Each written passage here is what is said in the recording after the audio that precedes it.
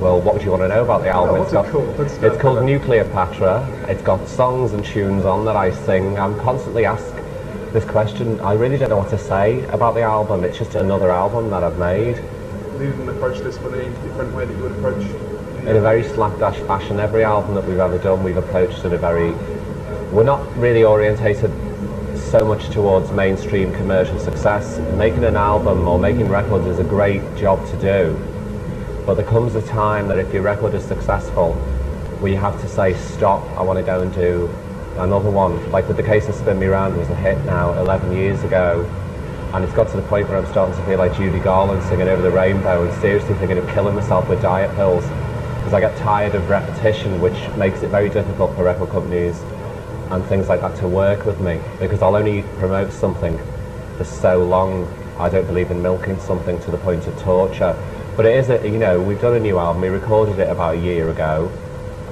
We're doing separate deals in every territory around the world, because I don't want to be with just one company, because if you piss one area off, then you've had it in every other area. So it's taken time for it to be released in different territories, and now the workload's coming at us. I was surprised that Spin Me Round was the first single. Was that wasn't anything. Yeah, it was the record company, and if that makes their job easy, I've got to admit that over the years I've made record companies want to kill me quite often. In one way I'm sad it's been reissued, because, well, if it had just been a reissue of the old mix, I would have felt that I was conning people, but because it's been re-recorded and remixed, it's not so bad, and people seem to still want it, which is really very nice. I'm not complaining about that, but I do other things.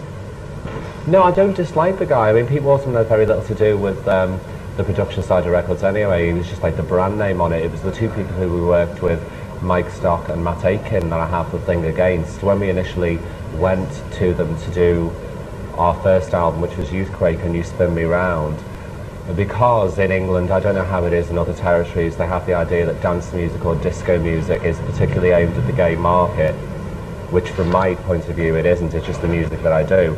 They have a very bad attitude towards the consumers of their music.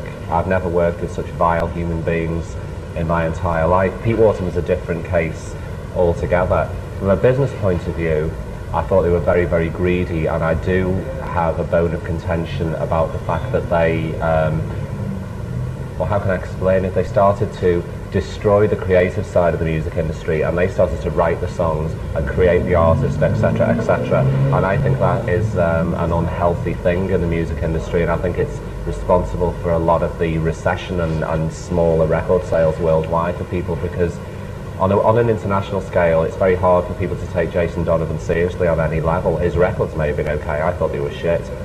I mean, even Kylie's made good records. I've been reading interviews saying that I hated Kylie. I have nothing against Kylie whatsoever. I just don't like what she represented. And the fact that she's become supposedly a gay icon, I think that just shows how low the gay icon standard has slipped, really. The reason that we went to Stock Aitken Waterman in the first place was we already had that sound. We were already doing what people classify as high energy music and working in the wheels of the corporate industry. Before they will allow a band in the studio, you have to have a producer with you to make sure things are technically perfect. And I chose Stock Aitken Waterman because they'd done a Divine single that I particularly liked. I thought it was funny and it sounded like one of our songs. And I thought, well, because they've done it before, they'll make the recording process very easy and it'll be very, very quickly. And it all worked out really, really well, apart from the fact that when we went into them to work with them, they no longer wanted to make records for what they thought were a bunch of old pansies. You know, they didn't want to do it. They wanted to turn us into a rock group and stuff, and we had to fight to keep our sound that way. And once it was so successful, they decided, oh, we can get anyone in front of this, we can just use the same backing track. It's not as sour as it comes across. It's a business thing, and I wouldn't work with them ever again. Well, people keep telling me I am. I don't think in terms of gay, straight, or black or white. It's my upbringing. It's not something that's been politically heaped upon me. The world that I grew up in was a very different world than most people grow up in today, and nothing was wrong, and everybody was the same.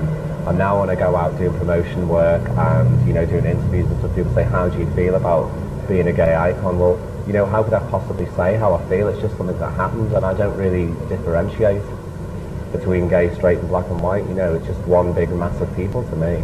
So beautiful. Well, people get a bit disappointed and they think that I'm sitting here in denial about things. I mean, my social life in England, and even when I travel, I don't go strictly to gay clubs, I go to mixed clubs. I don't like the ghettoization of the gay community.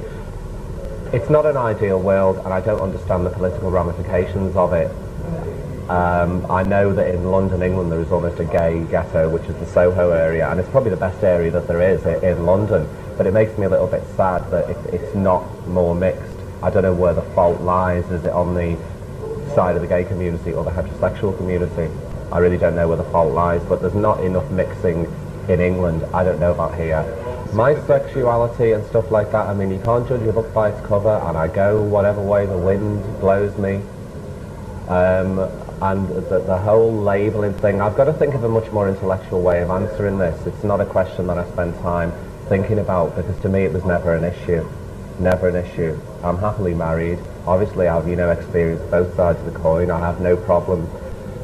Obviously people who are, a lot of people have a lot more problems than I do. I'm just very, very lucky.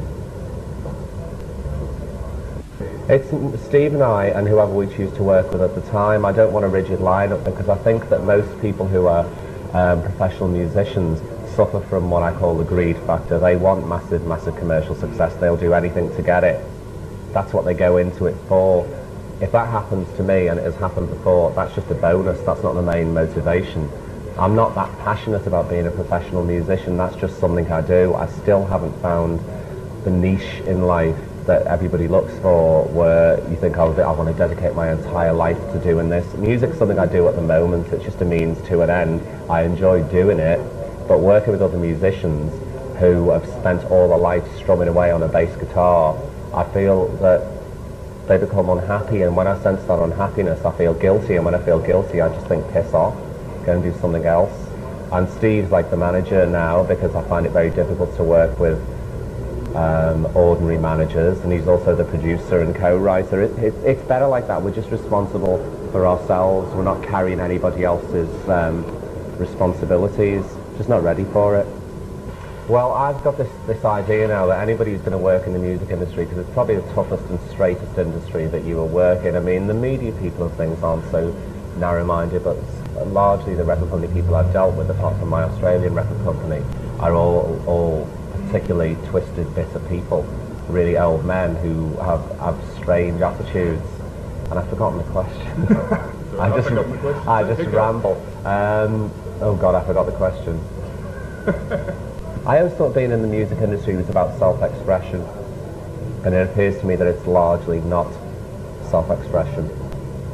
But I've been allowed more than most.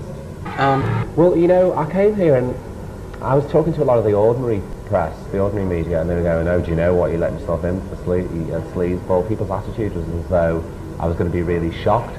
All I can say about sleazeball is anything I saw at sleazeball I've seen before, because we have similar events in London all over the world. And all I can say about sleazeball is the audience are fantastic, and the organisation was far superior to any event like that I've done before. The people who organised the staging, the whole thing was very, very organised. I didn't get a chance to see much of sleazeball. I did 2 numbers and then went home. You know, I looked at the club a little bit. It was great fun. I think it's a positive thing that people come together in that huge amount. You know, they all get together, they can let the hair down once in a while. I don't know how this country runs. It seems to me like that is a really, really big annual event. We have monthly things like that that go on in London. And if that's a yearly event here, it's a necessary thing where people can express themselves and dress up and get ripped and fall over. Nobody gets hurt. There's nothing bad goes on there. So it was really, really good. And I'm still friends with Morrissey. I haven't fallen out or anything. I haven't seen him for about a year, or, you know, all my friends, I don't really keep that. I don't send postcards from the Edge or, you know, phone them up. I haven't seen him for a long time, and I have to say that I don't suppose I really want to anymore. Not because of anything he's done or I've done. We've just got very, very little in common. I think Morrissey, I think he needs to live a life. He's afraid of having fun. And when I got to know him, and I got to know him really, really well, I realised he was somebody who was afraid of being happy, because a lot of his music is about his sadness and his isolation, and in order to maintain his creativity, he feels that he has to permanently perpetuate that lifestyle. And I don't feel sorry for him in a patronising way, but I think he needs to have a little bit of fun. I don't think he does have very much fun. And also he's very, very typecast by his fans. I don't know about in this country, but in England, you know, the vegetarian movement. And I know he craves a pair of leather jeans, but he realised that he couldn't possibly have them because his fans would turn against him. He became a spokesperson very, very early for his views, and he's very, very good at expressing his views, but now he's not allowed to change, and he has a lot of fear of changing, and his hardcore base abandoning him. He's just like anybody else. He lives an enforced life of misery, you know. So I've got no time for that. I mean, it's not as though terrible things have happened in his life. He's very successful, he's very talented, so I don't see that much area to be miserable in. And he just has to keep that way. So it's a bit like, you know, fire and ice, two completely different personalities. It was interesting getting to know somebody like that, but I'm glad that I'm not like him, and I'm sure he's glad he's not like me as well. So we should be looking at that album and duets then? Well, there's something actually out that I've seen here. There's a bootleg album where I did a live performance with him at the Royal Albert Hall back in the 80s.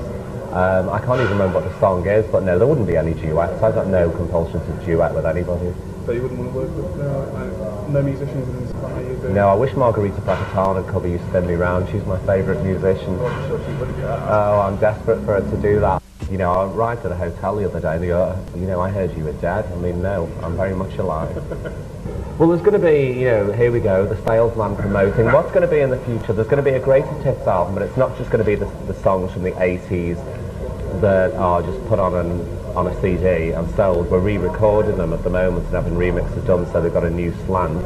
And there'll be a tour to promote that, and that's as far as I really project into the future. I don't really look back to the past, and I don't project far into the future, and I can't say I live every day as it comes. I'm sort of a week at a time kind of gal.